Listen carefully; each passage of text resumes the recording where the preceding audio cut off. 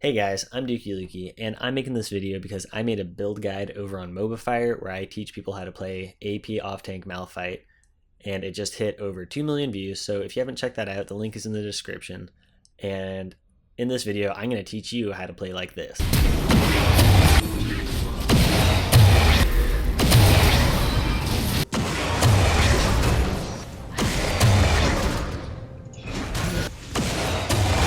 Ready, go, go, go.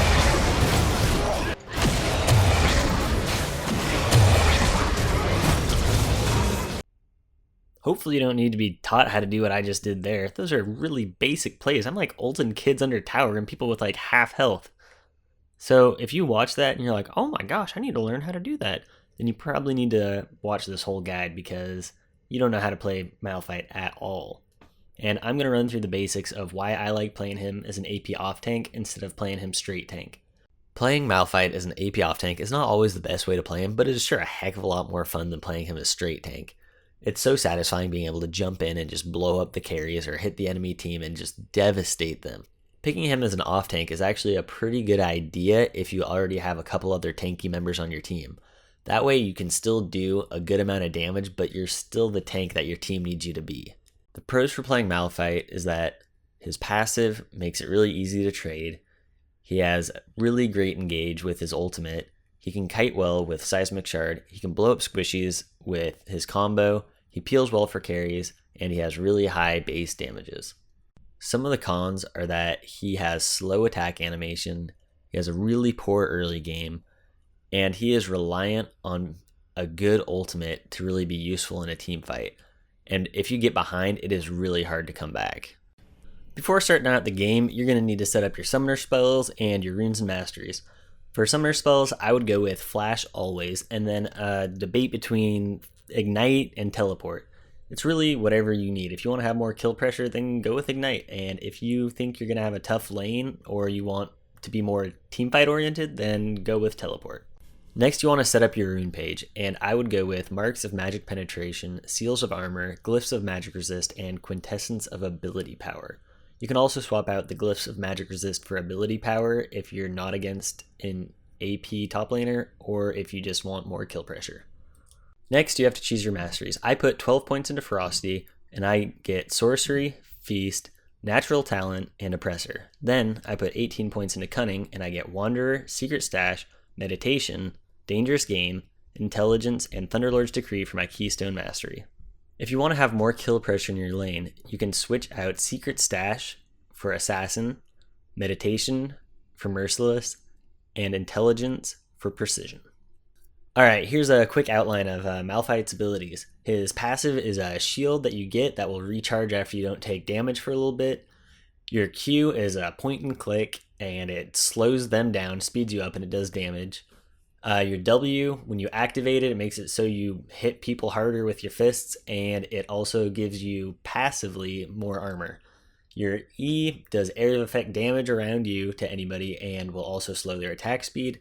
And your ultimate Unstoppable Force is what's really awesome. It's a area of effect knockup that does a bunch of damage with 100% AP ratio. You're going to want to max these in the order of Q, E, then W, and of course take your ultimate whenever it is available. Starting off, you're probably going to want to go with Corrupting Potion because it gives you that extra little bit of sustain that Malphite completely lacks and makes up for his weak early game. However, if you're in a lane where you're not afraid of getting ganked or don't think that the laner is going to have kill pressure on you, then taking Dorn's Ring will actually make you a lot scarier and could be better. You just want to be able to stay in lane long enough to get that first item, Catalyst the Protector. Early game with this build is probably what is most difficult about playing it. If you lose early game, you're not going to have a good game at all. It's hard to get back into it, and you won't be doing much damage or contributing. However, if you can make it up until level 6, then you're going to be good. Just make sure that when you go up to farm that you have your passive up, and that you're cautious of the enemy and know what abilities they have. And don't get caught off guard by your slow attack animation either if you haven't played him very often, because that will make it really difficult to last hit. So as you can see here, I'm playing against a Tryndamere, and he is pushing me into the tower, and he is doing a really good job at not letting me do anything. Even though I counter him pretty hard, I hadn't played against one in a while, and I hadn't been playing that much lately. So I let him kill me early game, and then he was able to snowball on me. and I had to play extremely cautious after dying a few times, and then I was able to get back into the game with the team and turned it around, but it was not a fun early game. If you can get 1200 gold before you go back, that is ideal. That way you're able to pick up a catalyst, and then it makes farming a breeze. You're going to have bonus health and mana, so you'll be able to use your abilities more to farm or trade, and you'll also get health and mana back per level, which makes it a lot easier to stay in lane a little bit longer, especially in the earlier levels when you're getting those levels faster. So yeah, rush that. After you get Catalyst, you're going to want to build that into Rod of Ages as fast as possible so you can get that stacking and get big. Then you're going to want to pick up either Iceborne Gauntlets or Landry's Torment. You can go either or first, but right now Iceborne Gauntlets are really strong with a 20% CDR, so I'd recommend going those unless you're against someone that does magic damage and is a tank, and you need to be able to have that extra penetration and do some damage to them, then maybe go Leandry's. But yeah, definitely get both of those two items after Rod of Ages. Make sure you pick up your tier 2 boots as well, and it really just depends on what kind of team you're against and what you need. Either go with Ninja Tabby, Mercury's Treads, or Sorcerer's Shoes. Once you hit level 6, you're going to want to start making things happen, and if you can't make a play top lane, and you don't think your jungle is going to be around for a while, then go down and make a play in mid lane. You can usually just approach to the river and go behind the enemy laner, and this cuts off their escape path, and if they try to flash or anything like that, you have your ultimate and you can knock them up, and your mid laner can easily follow up and either get the kill or you can get the kill, and then maybe you can get some tower pressure as well. It's important to know when you want to start transitioning from your laning phase into like a more teamfight oriented phase. You want to get objectives. That is your number one goal. And as Malphite, you usually are going to be way more useful when you're with the team than when you're split pushing by yourself. If you have taken teleport, split pushing is a better option because you can just teleport in if your team needs you. But if you took ignite, then you're going to have to be way more cautious about when you're spending time in lane versus with your team.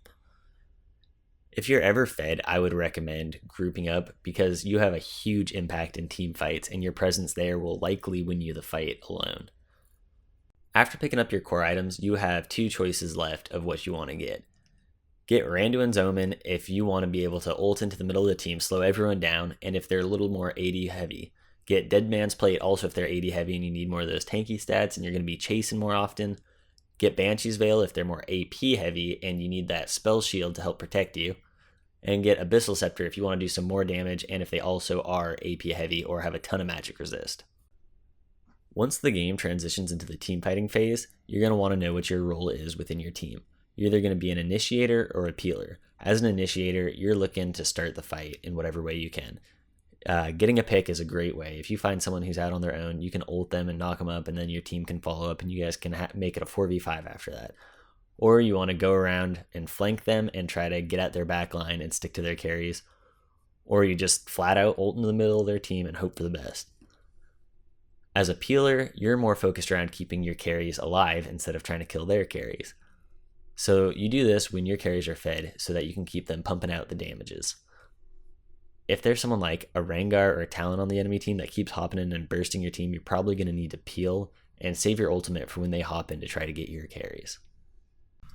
Alright folks, now you've got a basic understanding of how to play Malphite as an AP Offtank.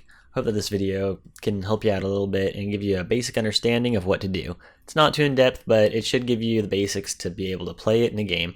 So go out, give it a try, let me know what you think, give it a like if you do well or if you like the video, and subscribe if you want to see more videos. I'm coming out with new stuff each week, and I hope to see you here. I appreciate that you watched this entire video, and I know you did because you are listening to this part. Thank you so much.